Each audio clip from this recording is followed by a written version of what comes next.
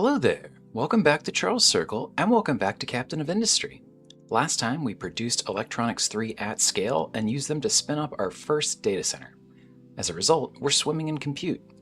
We started to make use of that with some Assembly 4 upgrades, and today we'll make use of it to reprocess nuclear waste and level up our nuclear power plant.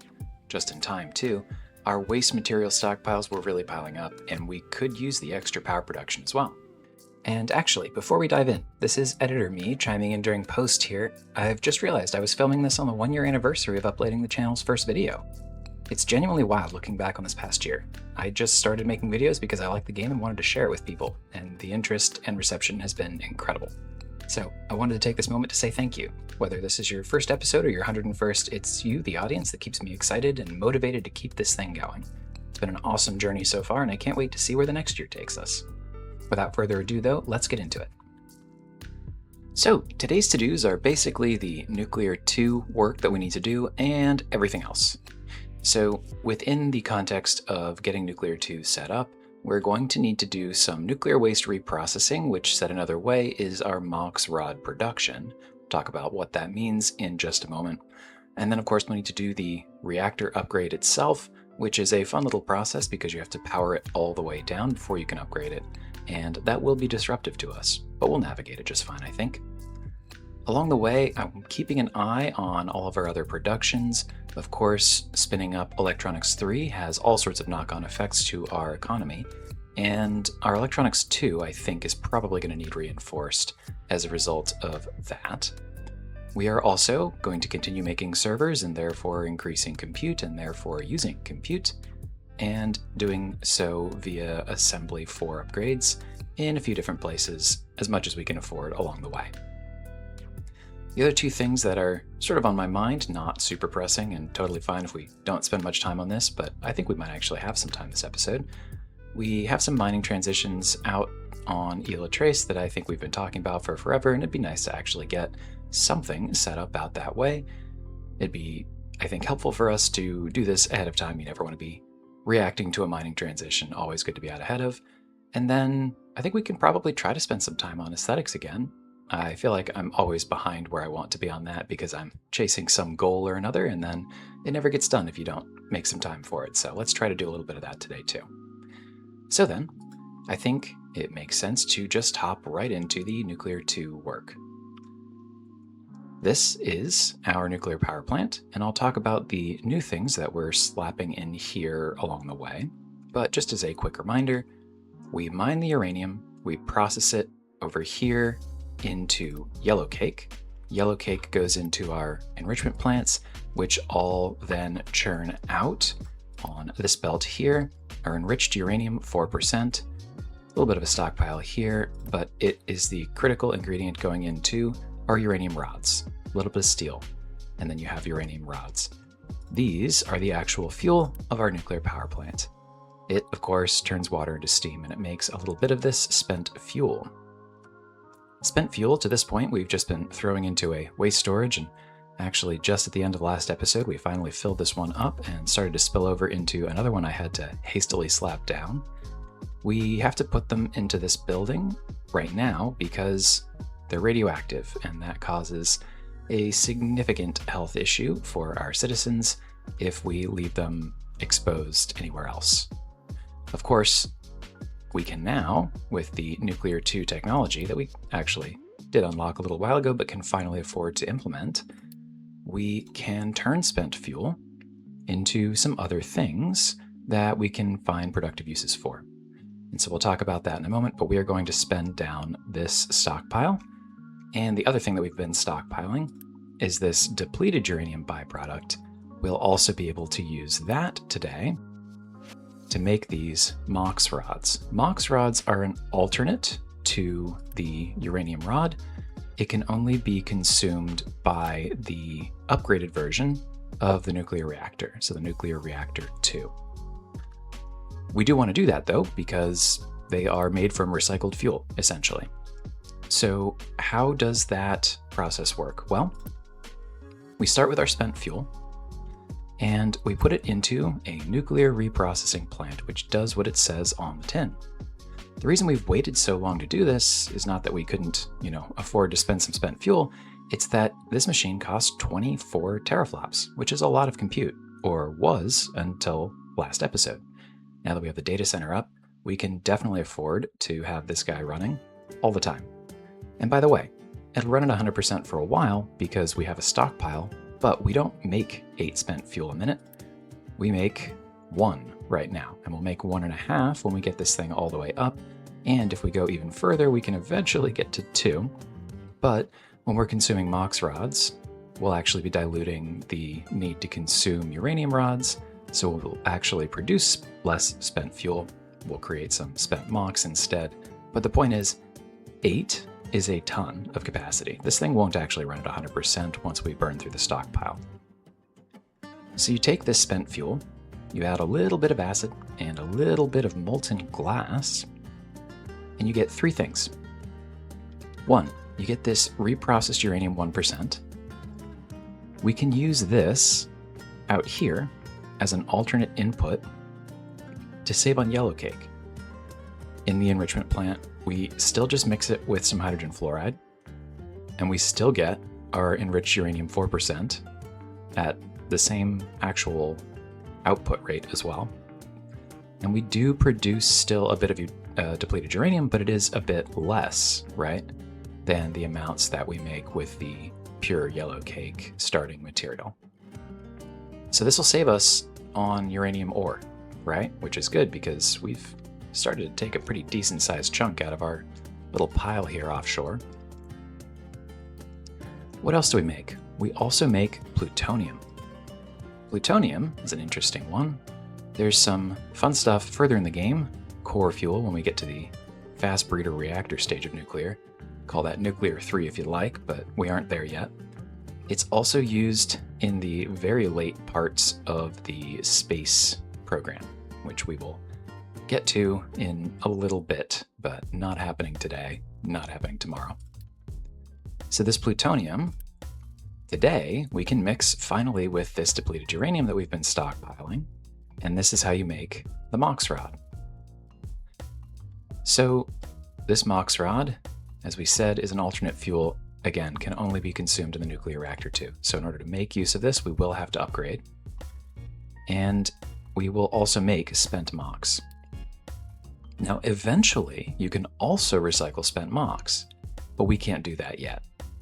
We don't have that tech. Then, finally, this fission product. Fission product is another nuclear waste product, essentially. It's quite radioactive, by the way. But the cool thing about it is that when you put it into a radioactive waste storage, it actually, after 100 years, will turn into retired waste. Retired waste, you can just shred into recyclables. So this is the actual end sustainable way to process all of your nuclear waste.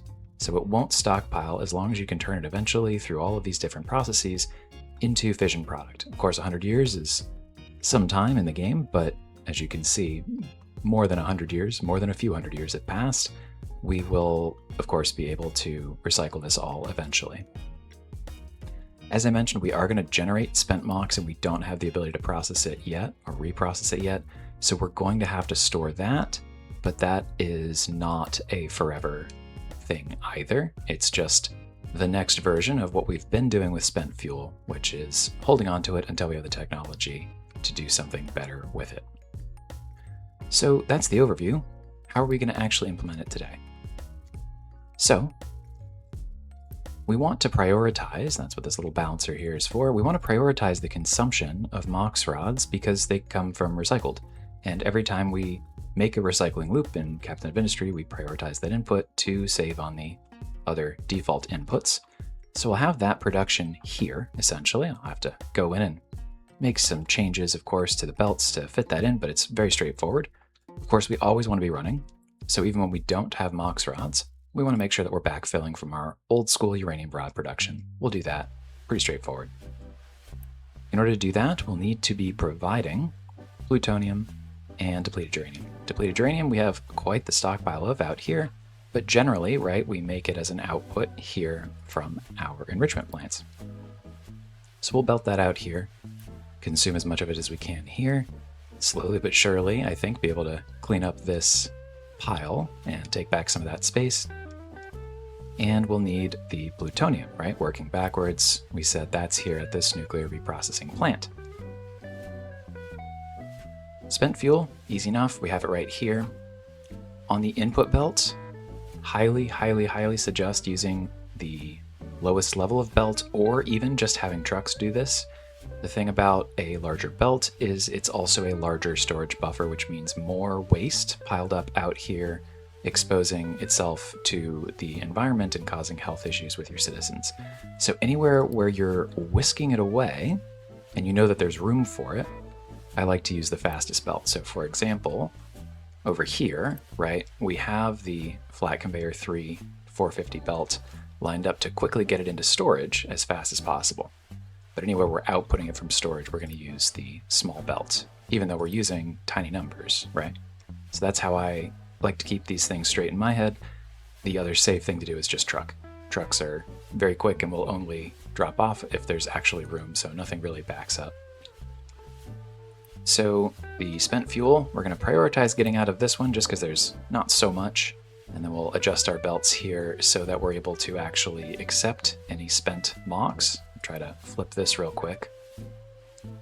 And then we will have to make this be our MOX storage, and this will be our output for spent fuel, and hopefully we get through all of that before this fills up.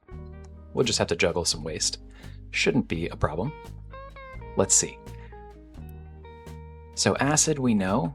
We have an acid pipeline out here as part of the infrastructure work we set up a long time ago, which makes this a very simple thing for us to simply extend via this pipe here out in this direction. A couple ramps just to preserve our vehicle throughput, or throughway rather, to be able to come in here and grab from various storages as necessary, and to preserve this movement out that way to the mines, right? And the last thing we need is molten glass. Now molten glass, for as long as I played this game before Update 4, we kind of had to actually make glass production on site. And it felt like overkill, right? Because you only need 4 molten glass per minute to process 8 spent fuel per minute, which we're only going to do while we have this stockpile. Really, this is like less than 1 molten glass per minute to process everything here. So to set up an entire, glass mix and furnace, either arc or blast, it just feels like a bit of overkill. But with Update 4, and specifically the Train DLC, we now actually have the ability to send molten products via rail. The only way you used to be able to do this was a very long molten channel from wherever your glass factory was, or again, as I said, to create local glass production. So I'm very excited, even though it's not that far, but to finally try this out, right? Seems like the best excuse for it.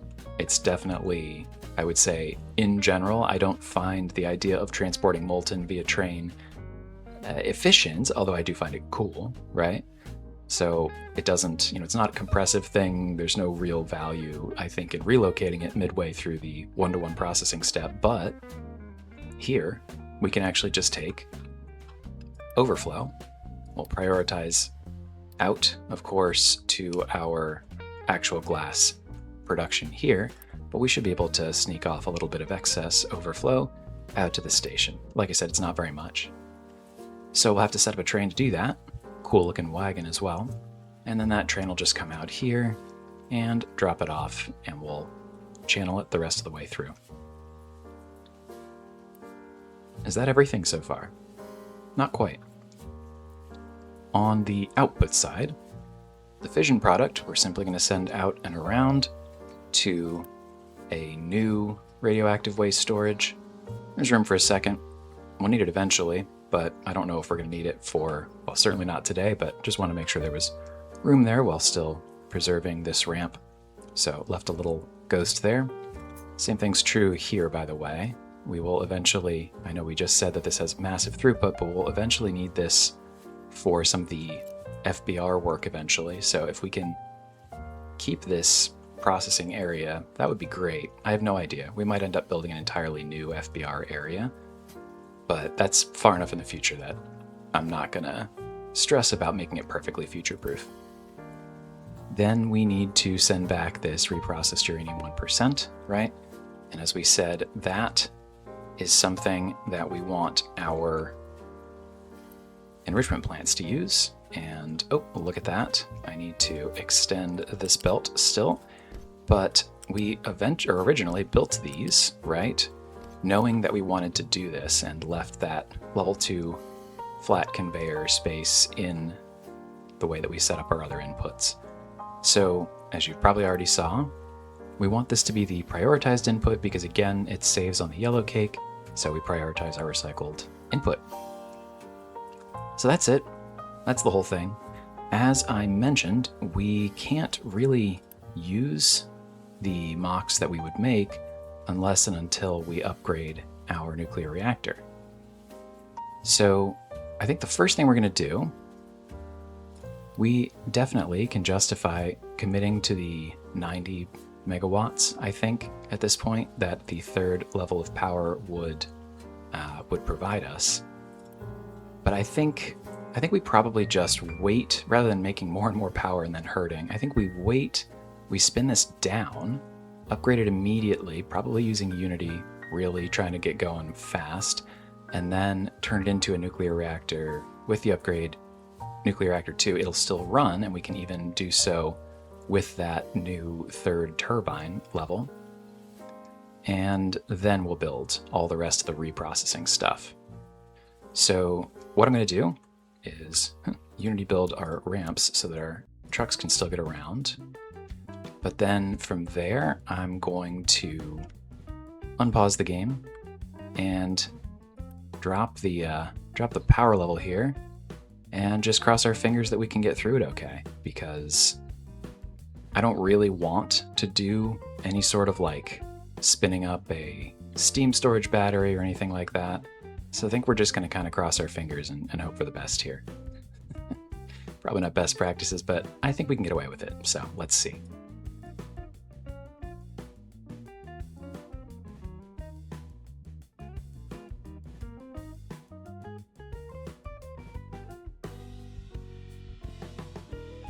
Yeah, see? No problem at all. No problem at all. We are almost back up, and we'll have to spin everything back up, but we're through it. Not so much of an issue. Cool. All right, well, with this all going, as I mentioned, I think we can justify going up to 90. So I'm even probably going to Unity build all of this. And now we'll have a third turbine. So we can crank this up to level 3. Workers. And eventually the other cool thing, as I think I've mentioned before, with the reactor 2, you can go all the way up to level 4. We don't need it right now, but we, I think, can officially justify getting this thing blueprinted at least. And we did make sure that we left room for it. So hopefully that should work out just fine.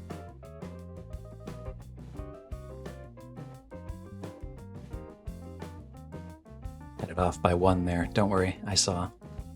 All right, so we won't build that quite yet. We'll just let it run at level 3 because we are doing just fine here with 90.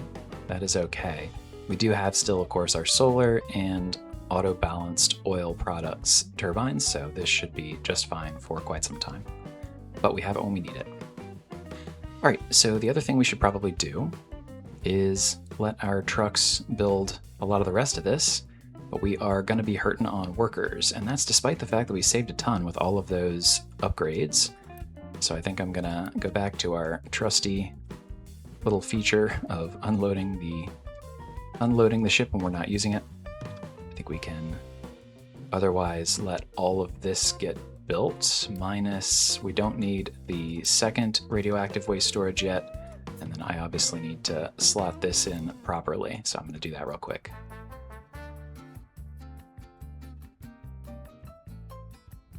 All right, I think that should work. So we'll let our trucks take care of the rest of this and come back to you when we're ready to start processing our waste. And one of the ways that we can make back some of those workers is through the continued upgrade of our assembly 3s into 4s, which will improve throughput as well as reduce the number of workers that we need for each of them. Of course, that'll take compute. And in order to afford that, I think we need to rack up a few more servers. So as many as we can afford, we're slapping in there real quick. I've got this guy working. Let's even put him on overtime. Crank these out a bit more. I took off the storage cap as well. I think we're probably going to end up having to add a second one of these in relatively short order. That's what the second cooler is already for, and we left space, so shouldn't be a problem, but I bet we end up doing that in relatively short order. With that though, I think we can afford to do all of these. And that'll actually be quite helpful for our production as well. Of course, as I mentioned, it doubles it. And we have been adding lots of trains. I'm adding one to our hydrogen production distribution network. These turbine locomotives have been great, but we still, frankly, just need more of them. There's nobody in the waiting bay except for the hydrogen distribution fella, so be good to get more of that in motion. And that, of course, takes vehicle parts 3.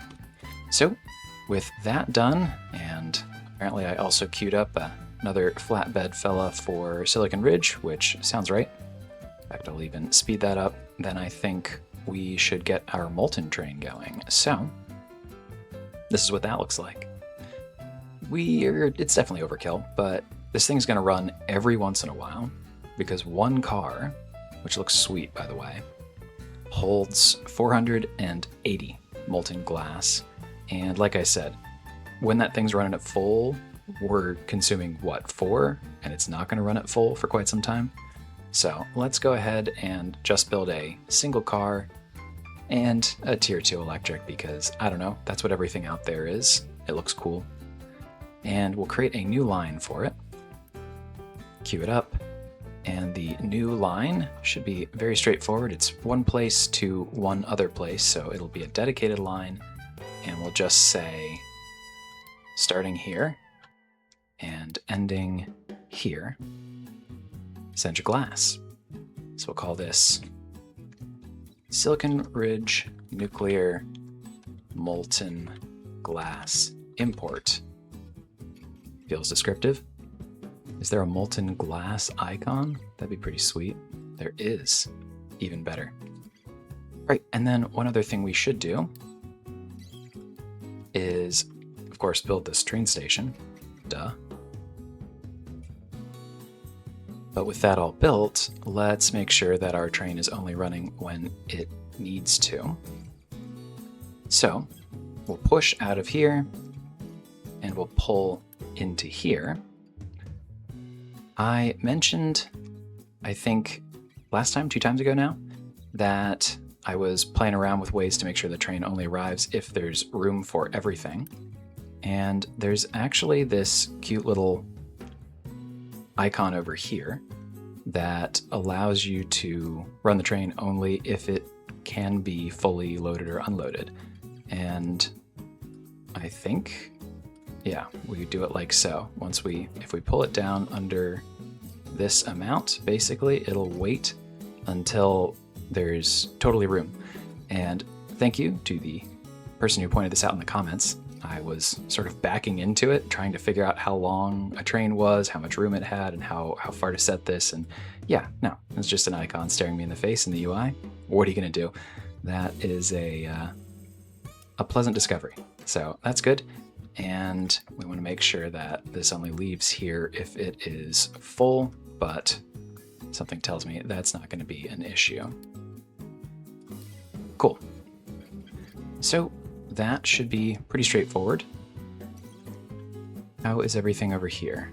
I think we are actually, yeah, in motion except for that molten glass, which is great. So as you can see, we have a little bit of waste out here on the belt. And I don't know if it's going to be enough to actually see it on the pollution side. Yeah, it is. So you can see it's like not insignificant. It's as much as we are currently doing air pollution wise. And by the way, this is before I added the second storage. You could see it was actually kind of building up on a belt.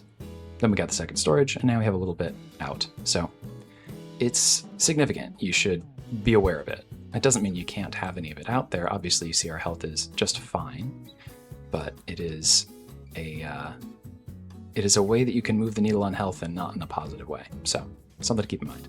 And as you can see, some overflow molten glass is starting to come out here and accumulate.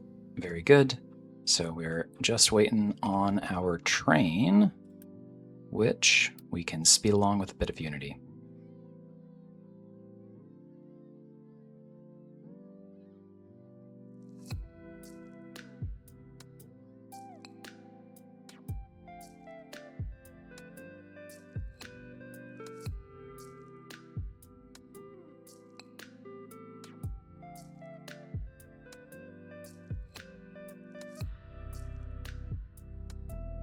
Well, that was pretty cute. I like the animation too. Very cool to see the molten product dropping in and out of the station. With that though, here we are. And because we have a stockpile and we're sitting here with waste, I'm going to go ahead and boost this.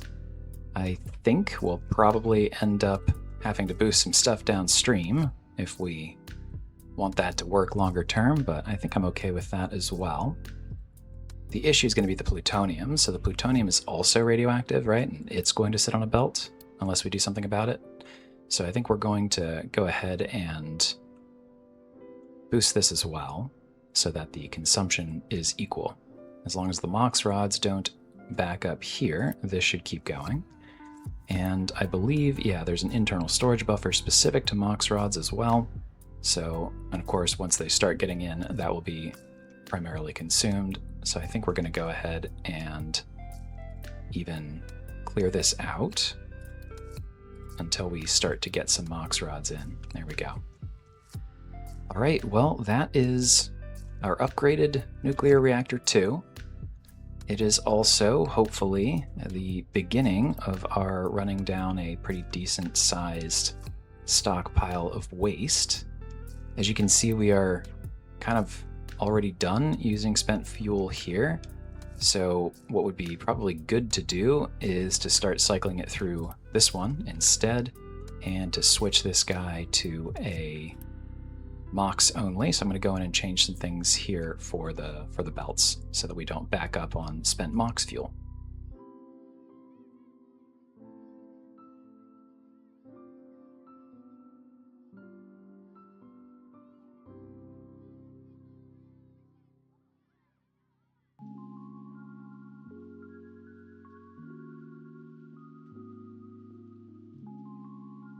All right, well, good to get that all done. I did let, unfortunately, a little bit of spent MOX sneak through onto this belt by cycling through, but our trucks should be able to come back and drop it off here, and I had to clear out some spent fuel accidentally from that belt as a result as well, so hopefully our trucks can bring that over too.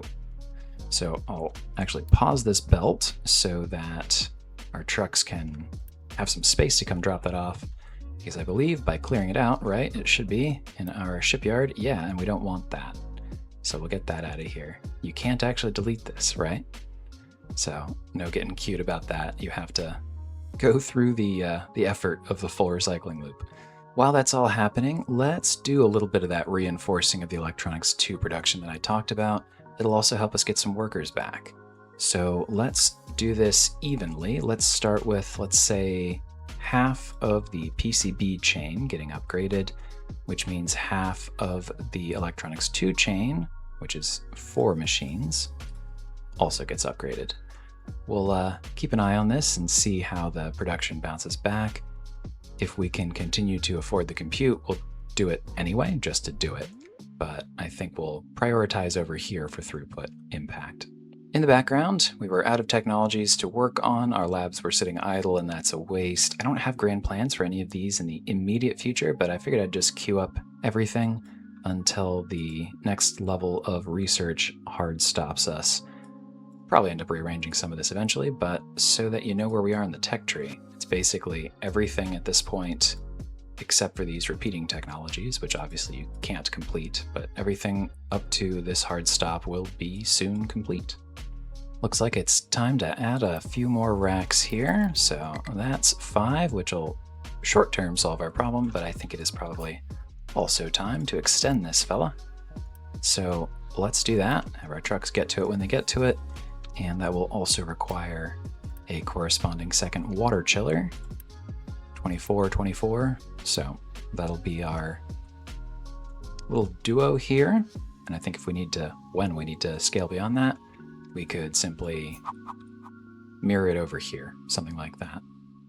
Yeah, so out here, this is helping a little bit. Of course, the issue was the compute for a second, but I think we might even right away go ahead and upgrade the other half here. So hopefully that helps. I've got a little alert here to let me know anytime this is empty, so we'll be keeping a pretty close eye on it. Electronics 1 is a spot where we could definitely save a lot of workers at this point. This is plenty of production, but I'm not in a rush here because we don't have a throughput issue yet. Here, we have a throughput issue, so we start here. Yeah, we are chewing through the waste here, which is great to see. We're already 10% of the way through this one, and all of that reprocessed uranium is coming back here and displacing yellowcake consumption, which is awesome to see, of course. The depleted uranium is still obviously quite a stockpile, and frankly will be quite a stockpile for quite some time. We're still backed up in here, let alone actually having the ability to flip these around and start draining them into this belt. So I'm starting to think this is a longer term operation. Maybe we should have MOX Rods storage over here, because as you can see, that's already backing up. So I think we're going to do this just to convert our waste into fuel rods, even though we won't consume them any faster. So I'm going to hop in and drop one of these storages.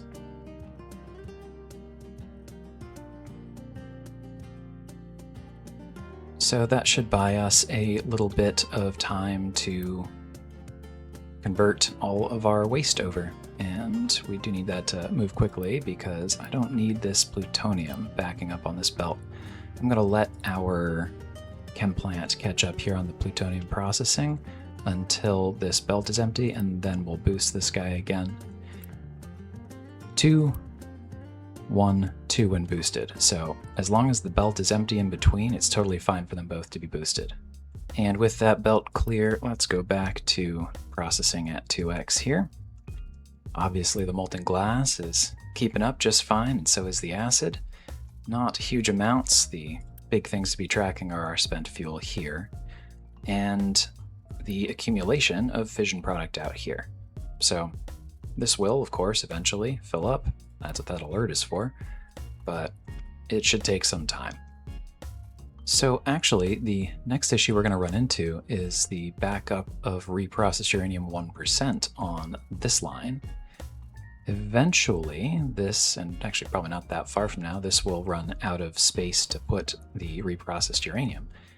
And we want that, of course, to be the prioritized input over the yellowcake. We could add a storage, just as we did with the MOX rods over here. I think the first step, though, will be to simply upgrade the conveyor to a conveyor 3. Obviously not for throughput issues, but because the buffer itself will go from 92 all the way up to 342. And as you can see, that's not quite one of these storages, obviously, but it's about half of one. So I hope that helps. We can also do it here, here, and here for far less impact because it's less length, but as you can see, that's bought us a bit of time here. So let's see if we can get through our waste in enough space here, or if we very reasonably might also need to add another storage in this area. High supply of server alert, which you know means one thing and one thing only. Let's crank this guy up. Technically, right, there's a power and maintenance cost that we are incurring by running this when we don't really need it, but we're going to keep finding good uses for it, so I'm really not too upset about it. Our maintenance 3 levels, right, are still at, call it, I don't know, 13% of 6 electronics 3 consumption, so not an issue so far. Acknowledging that we just sent out a shipment this is still looking pretty empty, despite all of our throughput here. So let's take a peek. If these guys have been running at 100%, and it seems like they really have been, I think that means we have even more headroom to spin up this production further. Certainly we just added enough compute, and it's not so many more workers, because each of these now will be only 2. And we're still fine on power, so yeah, I say we're going to do it. We're going to start to get through quite a few of these basic materials now, so I will definitely be having my eye on all of these, really. Although Electronics 1 is probably fine, simple to upgrade those as well. That would have a knock-on effect of even more increased copper, silica, plastic, glass. So obviously those are all full, but checking in here, yeah, plenty of plastic so far. Glass might need a bit of a boost. We shall see. Have these been at 100% recently? Close. So that's, if I had to bet, the one that catches it next. But that's a pretty decent amount of silica, and I don't think these guys, yeah, are at 100% quite yet. And then copper, of course, our dear friend over here, is, yeah, doing just fine so far. Just fine so far, but that may yet kick into high gear. Let's keep an eye on it. So yeah, this stockpile's looking a lot better already. So this is good to see. The one thing that I do have my eye still on is actually not the production rates of these inputs, but the train delivery throughput. The Electronics 1 was looking a little rough there for a second, and I don't see any of our flatbed trains available in the train yard. So I think what I'm going to do, just to be safe, is queue up another one of these in the train depot as well. So with all of the new constructions that we've just made, we are actually running just over our current maintenance to production abilities. So I think we should probably go ahead and add a second one here. The stakes are pretty low, so we might as well get out ahead of it. Of course, that'll take a few more workers and a handful more Electronics 2, but we just, what, quadrupled our production over on Silicon Ridge, so I think we can afford the Electronics 2 if nothing else. And we're doing okay on workers as well. Something we are kind of hurting on, though, is sulfur. So as I've been doing, I think it'll be time to toggle the sulfur world mine setup that we have here back on. This is, it's costing us a bit. I think we're probably increasing our consumption of sulfur over time. We've been running at a small deficit. If I had to bet, though, that deficit has been increasing. And yeah, I'm seeing more and more space between red and green here of late than previously. And that's how you get a decrease in quantity. So this is the lowest level that we can run the mine at. Eventually, I'm sure it'll cap, and we'll pause it again. But that's the cycle I've been going back and forth on sulfur, in case you were wondering. That's been going on in the background. Checking into the nuclear plant, everything's going smoothly over here. We are just about halfway through this stockpile, which is awesome. We are continuing, of course, however, to back up on the reprocessed uranium 1%. That will soon become our limiting factor. We'll probably just go ahead and slap down a little storage here. This definitely won't last in the grand scheme of things because we're gonna burn back through it. We won't be producing at anywhere near this rate longer term, but it'll still be good to clean up this storage area for sure. The other thing we could probably do now, though, is start to unload a little bit of our depleted uranium. So, of course, we still want to prioritize the depleted uranium coming out of our enrichment plants. We don't want them to back up. So, you know, there's a bit of a risk to just dumping this out there. And we're definitely going to slow down our consumption. Of course, this won't be 8 for very long. It'll be much less than that. We could sneak a balancer in here, I suppose. It's probably the best way to do it. But I think I'm going to try to get away with just flipping it around and sort of pulse releasing a bit every once in a while. Let's see how that works.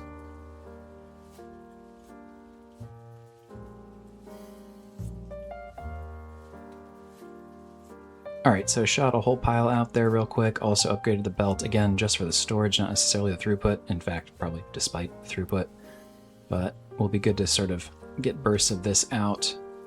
And we're going to consume a lot of it eventually when we get to the blanket fuel section of the FBR setup.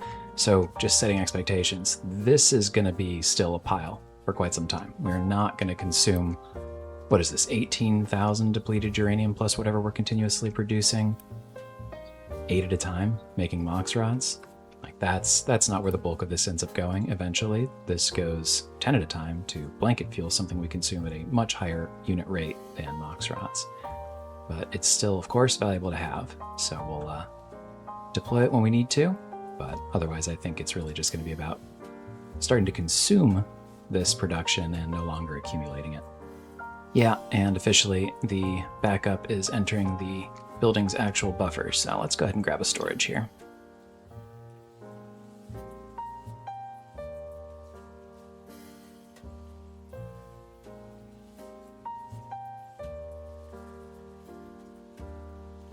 Alright, so that'll serve as a holding pen here, and eventually this will all drain back out because we won't be producing it at nearly as high of a rate. But this will allow us to continue spending down this spent fuel. Just had to Unity build some retaining walls here to prevent, I just noticed, our digging down here in the far corners of our iron ore mine. It's starting to undermine our train tracks up here. So snuck those in, hopefully that's sufficient. Let's keep an eye on it, because of course we're going to dig even further down to get all of this, so I don't see that getting better before it gets worse. At any rate, what I wanted to next show off is there is another cool thing about the Nuclear Reactor 2, which is that it has an auto-balancing feature. It's called Automatic Power Regulation. And so what this does, it bottoms out. It will always need to produce at least power level 1 amounts of steam, but otherwise it can react to the power draw that your base is actually pulling. Technically right now, right, we're producing 90 megawatts worth of power, and we are overweight on that. We don't need all of it, especially when you also consider that we have some solar. Our entire oil power plant is on auto balance right now, so it should not be firing, but we are wasting a little bit, a few megawatts here. And so for the low cost of 12 compute, which we definitely can afford, we can slow down our burn rate on fuel and our waste generation rate using this function. It's kind of neat. It does depend on the cooling water, and if this heat is, it's too high in order to like spin back down or to auto balance back down, it does consume a bit of the cooling water, which is not so big a deal. Personally, I don't end up using this so much. I kind of just prefer thinking about still, after I've already, been thinking about it this way, still thinking about nuclear as our base load and sort of rolling from there. But it is a bit of a waste, right, to be anywhere underneath that. And so what I think I'm going to do instead is actually come back to our little hydrogen array. And let's unpause just one for now and put it instead on surplus power only. So what this means is anytime we have, well, I guess at least 4.4 megawatts of excess power that's otherwise not being used, this guy will kick in. And it'll turn a little bit of water into some oxygen that we're just venting here, which is a bit of a waste, but not one worth optimizing over, and some hydrogen, which we will use. And that will send hydrogen, well, first actually primarily over here to this fluid storage that is ahead of our refueling station, which is one of the reasons I actually want to do this in this area. Otherwise, we have to bring in hydrogen via truck. It's one of the few areas where we have a constant demand out here, but not a train supply, because this refinery is set up to export all excess hydrogen, which it does. But if we're ever not running a lot, we actually can run out of truck fuel, essentially. So I'm going to do this. I doubt we need more than 2 of these. It's going to be very infrequent that we end up with almost 9 megawatts of excess. but I'm going to start with just this one and this one. And we'll come back over time and take a peek at just how frequently it's actually going to run. So let's monitor that for now, though I think this will be a more helpful way to use up our excess power instead of sort of spinning up and down and all the inefficiencies that come along with that auto balance wise. So overall, I think we're kind of in a stress test on our basic material production and logistics, but I think it's holding. So of course, the core of what we're doing here is crushing our electronics 2 production since we quadrupled it recently. And we are finally backing up a bit. And you can see we actually did manage, at least at the level of the inputs to the electronics 2 machine here, we've managed to keep our inputs sufficient. And even our production over here on electronics 1, completely fine without any upgrading. And we're holding all right out here. Plastic and rubber are okay. Plastic, of course, being the one that's closest to being an issue. These guys are both working at 100%, but it's okay, right? Over here, silica, just fine. Glass, just fine. It's really been the copper that's been the issue. But it's only been an issue right here. We've been maybe hurting a little bit here, but we're doing okay, I would say, generally. A little bit of train traffic there, huh? So basically, as long as we're able to keep up on the copper input, and there's been a couple snafus on that front, mostly train traffic, but really it's been fine. As you can see, we're holding up 100% here, and that is just sufficient, it seems, which is good because I don't want to have to build out a whole nother one of these modules just yet. We definitely will eventually have to, right? That's why we sketched them out in the first place. But I think we're holding with just this one, which is good because as much as we've been saving on workers with all of our various upgrades to assembly 4s, we still don't have any, you know what I mean? Like we're immediately using them for other stuff. So it's been good that we've had that tech because we wouldn't have been able to do anywhere near the amount of work in this area that we have without it. Our electronics 3, of course, is the thing that's pulling all of this, right? We needed more electronics 2 as a result of this production at scale, but we're even keeping it supplied, I think, pretty well over here as well, 100% all the way through at the level of the assembly 4s. One thing worth pointing out, these are at 100% now, even all the way through here. On occasion, we get a small blip because it takes the complete emptying, essentially, of one of these stations and the connected storage in order to trigger a train to run, right? Because these guys have a capacity of 960 for their 2X Tier 2 flatbed trains. And so 500 plus the 240 that goes to a station is only 740. And so unless it's completely empty, the train basically sits there and goes, well, I couldn't drop off a full load, so I shouldn't run yet, right? And then it gets completely empty and it goes, oh, okay, I guess we should. So as you can see, this one now finally has the trigger for a silicon poly shipment. But overall, it's not so big a deal.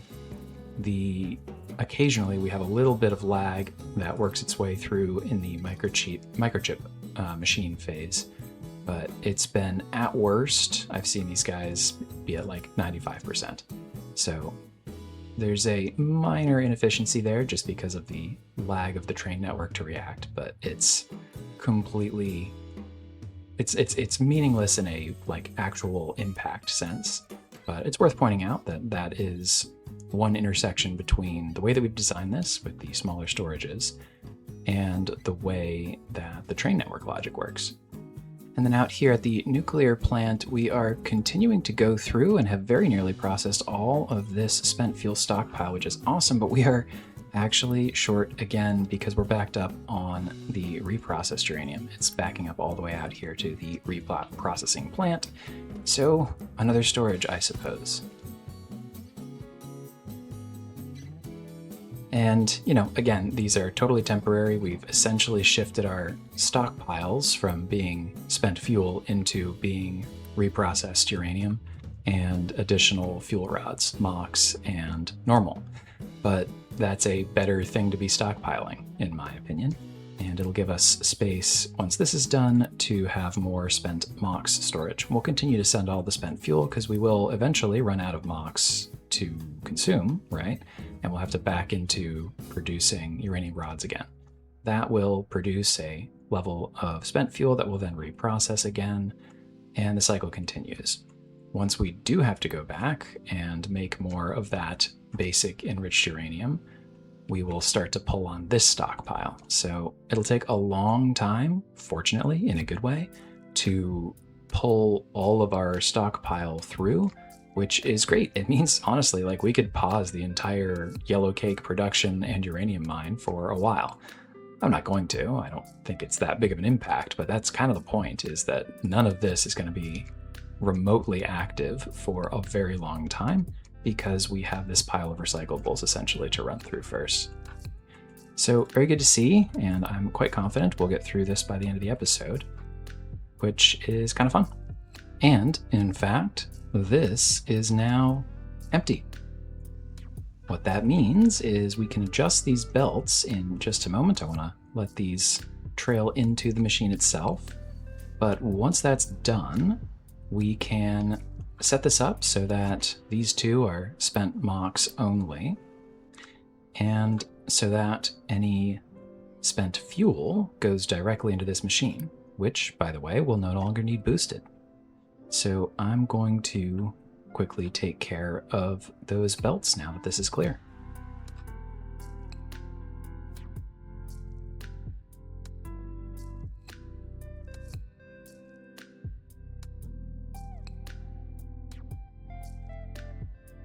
So this is what I ended up doing. These are both potential spent MOX storages for now. I'm going to wait until this one gets full. Let's set an alert, and then at that point we will either adjust the belt directly or just kind of overflow, send this out and over to the next one. This, of course, still has some of the one that we were already storing up. I don't think there's any real need to consolidate them yet. We probably do end up needing a second one before we end up getting to processing it. That's my bet, but we'll leave this as it is for now. And the other thing we can stop doing now is boosting here, as well as here. So, of course, we're going to continue to make MOX rods, and we are going to continue to prioritize their consumption. But eventually we will run down this stockpile. Let me know when it's empty. And then we will start to consume more uranium rods. Again, it'll be a balance of the two. But once we have to start making uranium rods again, then we will consume the reprocessed uranium with priority. And only when all of that is gone, making the lower level of uranium rods that we need, will any of this kick back in. So we are really set on our uranium supply for a while, which is great news. So something else that's just occurred, we are officially under 20% in this deposit out here. So we've got ourselves a nice little alert to remind us of that. The good news is that that 20% will still last us a minute, and we have decently sized buffers on both ends of this supply chain. But of course, this is where we're making our rubber and plastic. It's going to be important that we, reinforce that and find an alternate supply. So that you know, I've been thinking about running a little pipeline just above the water out here. Of course, we are nowhere near terraforming our way through to that, but that's why I'm mining in this awkward sort of way here. And on occasion, an amphibious vehicle takes it upon themselves to dump out here when other rock dumping areas aren't accessible. Also working on extending this platform so that we'll be ready to build this bridge soon. So there's your terraforming update of the week. But in the meanwhile, we are going to have to find a way to get crude oil to Silicon Ridge, because I highly doubt that's ready by the time this runs out, which probably means we just increase our throughput here and turn what used to be an import station over here to an export station. This station's been sitting here idle since we used to import from here some oil. I think we will simply end up tapping our crude oil world mines a little bit harder. Of course, these are getting lower, right? We're between these two, halfway through one of them. Essentially, one of them is gone. Rather, we're halfway through two of them. But there's a whole nother one over here. So that's good. And we haven't had to run these at 100% or particularly close even. This one's full as well. So we're doing just fine there. There are other deposits, of course, on our map. And eventually after that, there's contracts, right? But they're kind of far. This one's sizable, I think. And it's only one island over. So that's one I would bet we make use of in not too far into the future. Other than that, I think there's just these random patches all the way out here. And this one's decently sized too, for what it's worth. There's a reason I'm doing this. It's not just novelty. I think this is a million, right? So that will last us 10 times as long as this one did, right? So we are gonna be fine. There's a series of decent options for us, but I think very short term we'll plug the gap with our world mines. That's what they're there for, plugging the gap between transitions, and end up having to train that in here instead. But we don't need to move on it just yet, so we won't. We'll wait until the last responsible moment to do it. And speaking of this new bridge that we're building towards our future steel factory, now's a great time to dedicate it to our newest channel member, Spence65. So, welcome to the site of Spence Bridge. Thank you, Steve, and all of our channel members for your support. It means the world to me, and your support is what makes all of this possible. Something else that's worth pointing out, our diesel supply has been slowly but steadily decreasing over time. What's going on with that? Well, our diesel refinery looks pretty inactive as our storage here looks pretty empty. It does occasionally trigger, right? But the issue is that we're backing up on fuel gas. And we're backing up on fuel gas out here because we just very rarely need the oil power plant's turbine anymore. You can also see that in the backing up of biomass, which I'm imagining, yeah, unfortunately is starting to pile up over here as well. So it's not that we want to light these things on fire just for the sake of it, but it is going to gum up our system here. We can longer term adapt to this, right?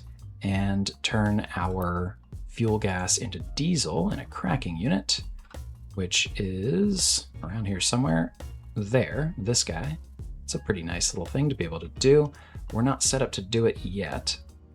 And the same is true with our biomass. We want to productively consume this. So what I think I'm actually going to do, rather than rewiring things just yet, is just turn some of that off auto balance and commit to a low level of burning those products just to keep things moving. Because these guys are, you know, on occasion, if we're in a period of low power overall, right, they'll spin up, but for large chunks of time, they just won't. So I think we're going to intentionally produce some excess power, which I know is going to sound a little convoluted, but I do think is worth doing, and it'll help us out here as well. So it's just finding a productive way to use more frequently these materials given our existing system's infrastructure as a, shall we call it, buying time type of, not even a half measure really, it's just a compromised way to avoid having to fundamentally change our infrastructure. Because we are also going to creep back up to a point where eventually we will need to be kicking some of this in on auto balance. That's part of the growth cycle until we have a full 30 megawatts of new need and we can commit to 120 of consumption out here. So I don't want to blow this whole thing up yet. We're just in this awkward period where we need to consume more of this stuff. So all that to say, I'm going to take this one specifically off of auto balance. And between these two boilers, this gas boiler dedicated to fuel gas and this normal boiler dedicated to our biomass consumption, those two being equally prioritized in here over the byproducts one, which is only there to backfill, we should both keep our biomass going and, more importantly, our fuel gas consumption specifically out here at the refinery. Of course, other thing we could do, right, would be to wire our excess fuel gas to come in here and produce more hydrogen, whatever. I just don't want to have to fully abandon our oil turbine infrastructure just yet. So we'll keep an eye on things, but this should, of course, clear out more fuel gas and keep our distillers running more often and bounce back our diesel. Isn't keeping the balance of refineries fun? We need this for a couple of reasons, right? You can see it even impacting our fertilizer production. You have to keep the ammonia and sulfur flowing, and of course we'll need naphtha for our various different plastic uses and so on and so forth. You build an entire economy around this thing and, changes to your balance, change the balance of your entire economy if you're not careful. And actually, one other thing to point out here, we need to allow surplus consumer powering on this turbine, then also on the nuclear power plant. But if we're going to intentionally overproduce power that would only go to surplus consumers, you need to have that going as well. And the neat thing about solar, right, and the reason I didn't bother until we were just now starting to intentionally overproduce, the solar always has this option enabled. But if you do want to intentionally overproduce and consume at a surplus, you do need to make sure that that toggle is on your generators where that is true. And yep, a little while later, we've had the intended impact. Our diesel is bouncing back. We are running down our biomass. Our fuel gas is a part of that equation as well, of course. And in fact, it's even giving us a decent amount of hydrogen over here, which is great to see as well. So much that we're starting to push it out here, which I'm happy to do, doesn't bother me, but that is certainly filling the need of our hydrogen fuel station.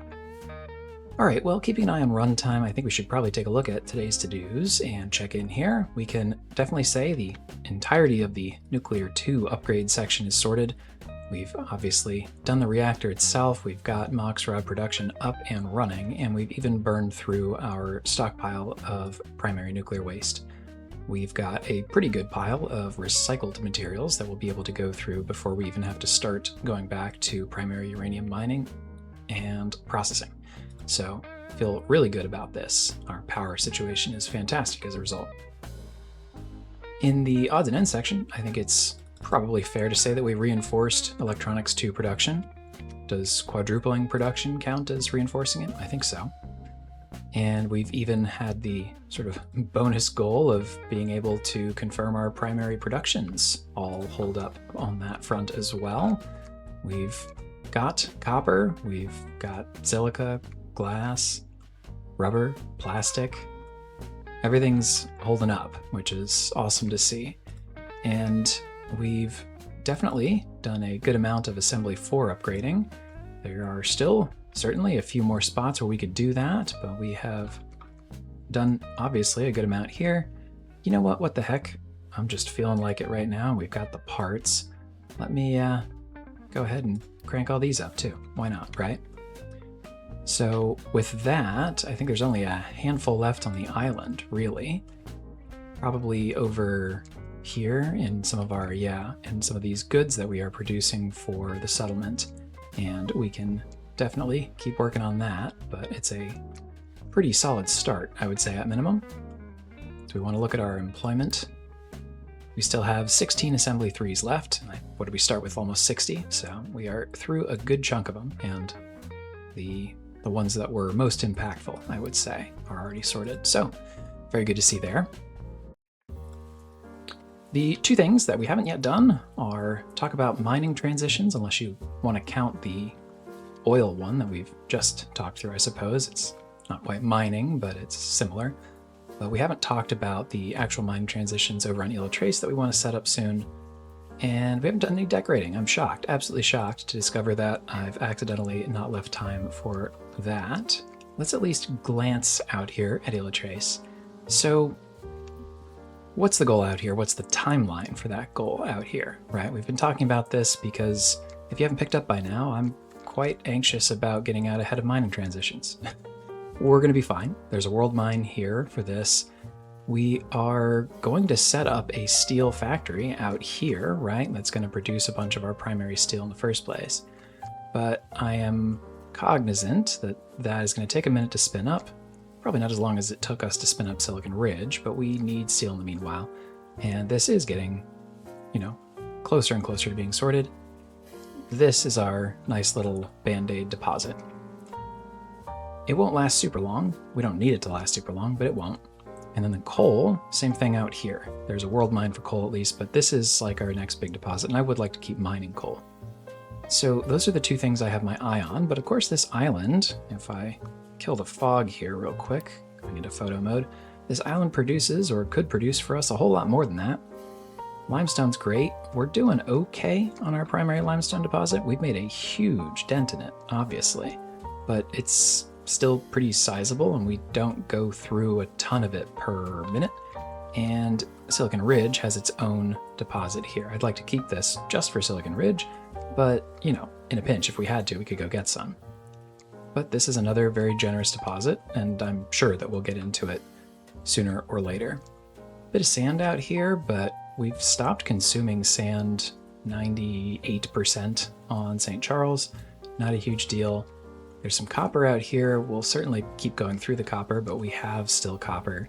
So longer run, a mine out in this area would be more centered to all these various deposits. But very short term, I think the most important is here and then here. So we could just put a single ore sorter up here. The issue there is, where are we going to put the trains, right? And there's space in here to run trains, even with some stations, if we sort of orient everything like this, or certainly if we do some terraforming to make space. It's just sort of awkward here with the placement of the iron mine. So, if the iron mine weren't here, it'd be great. We just come off the bridge, we go flat out and up. But the iron mine is here, so we could come down, over, back up. We could kind of build this awkward looping bridge around. Or we could just say, well, this is only going to be here for a short period of time. So what I'm leaning towards doing is putting a single ore sorter here with its own iron mine export station, and really trying to focus that down. And once that's cleared out, fill it back in, and then run tracks out here for a better setup to the coal mine. Of course, we could just run tracks, right, in the meanwhile, a little bit awkwardly and indirectly until we can set up the proper shortcut. So I would still say, we'll set up an iron mine here and a coal mine here, and the coal mine will be the one that lasts longer term and pulls in from other stuff. But I think the rail routing is going to be a little awkward in the short term. I also want to get rails, at least not have them coming through here all crazy trafficy in the longer run, because this is like coastline, And that is a rarer resource than it maybe seems like, because there's all these beaches, but I don't know, I don't want to set up our docks up on beaches. That's awkward. And then what if we want the sand later, and so on and so forth. So this is actually natural, low enough, big issue out on Silicon Ridge, by the way, right? Natural, low enough coastline where we could put docks. And this could be a great rail yard for picking stuff up and shipping it out for docks. So if and when we transition longer term towards contracts that help us source our primary ores, not a bad spot for it. So that's what I'm thinking. I would say that the first thing we end up doing is probably setting up a high volume ore sorter out here for iron, but then something like this, I guess, would be our longer term position for mining out in this area. I suppose I'd rather flatten this first, but this is also a fine spot, I guess. So I think that's what we'll probably end up doing. Not going to do it right this moment, we aren't hurting, but that will require us to move the salt export station a little bit so that this guy's not blocking that all up. And we'll probably run sort of a loop that comes back around like so. And when it's time to do that, when this is all out, we'll have to adjust this so that there's a train station here. And by the way, if I remember correctly, I actually set this up so that, yep, this will fit nicely with the track exactly where it is. So that'll be straightforward enough, I think. I would say in the next episode or two, I'd like to get all of this built out, even if we don't absolutely activate it just yet. But that's what I'm thinking, and that's the timeline that I am thinking it. So count it, I guess. We've prepped, in a sense, and I think we should do at least some decoration. I need to do a little bit, just I guess build the muscle and the routine a bit. So what I've done here is, just for my own eyes, I guess, set out the palette of different items that we have available for us. I'm just kind of tired of the sea of gray. Everything's a parking lot. I just need some color to demarcate different factories, and I'm definitely a little behind on making sure that all of our roads are placed and look nice and all of that too. So what I'll probably do is keep using this same concrete for our roads. I actually like the way our roads look. Kind of become attached to this little approach here, but I'd like to get some of our factories to have some color scheme that is one of these items, I guess. So these are our concrete versions, not that you have to only use roads or whatever for that, but these are the colors that we can use that only cost concrete. And then the next 4, this row, are metal, and in fact this is iron, and then these 3 are steel. And we have gold. And eventually when you get aluminum, I think there's another one that's white, spacey, that costs aluminum. So I think what I'm gonna do is just kind of hop into a little time lapse here, just as we wrap things up, and just go through and clean some stuff up.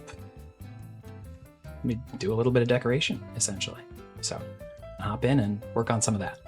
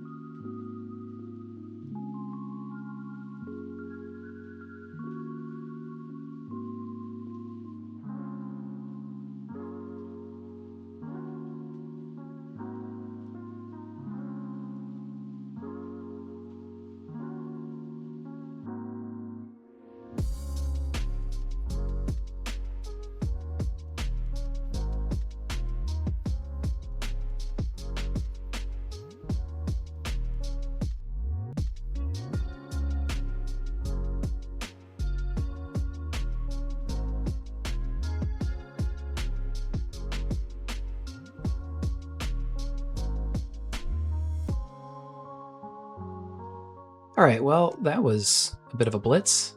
I have sometimes a rhyme or reason for why I was doing what I was doing, other times not. I really just wanted to play around and experiment.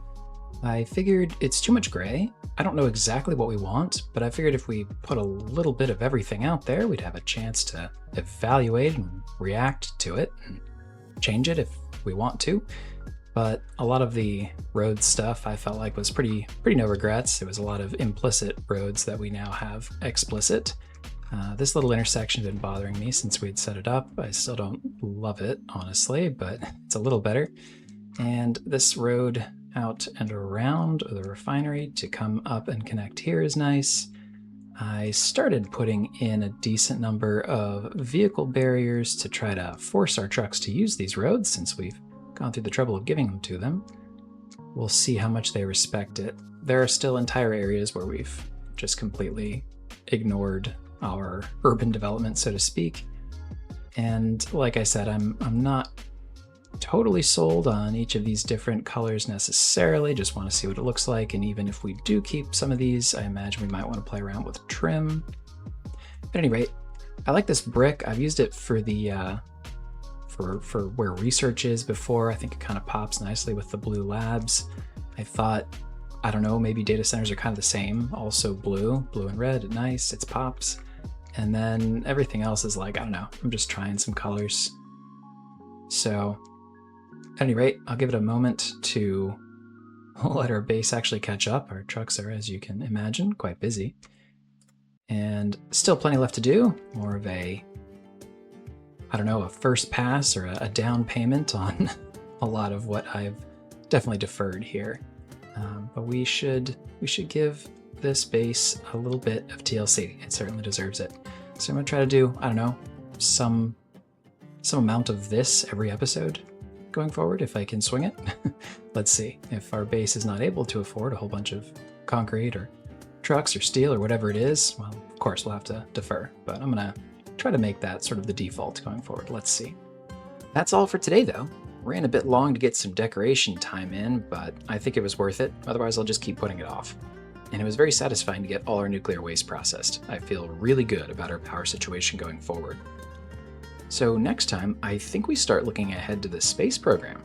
In addition to setting up a new supply chain for aluminum, that's going to require, or at least dovetail nicely with, a revamping of our farming economy. I've been kicking around the idea of a distributed farming model connected by rail in my head for a little while, so I'm excited to dig in and explore that concept. Until then, though, have a great rest of your day, and bye-bye.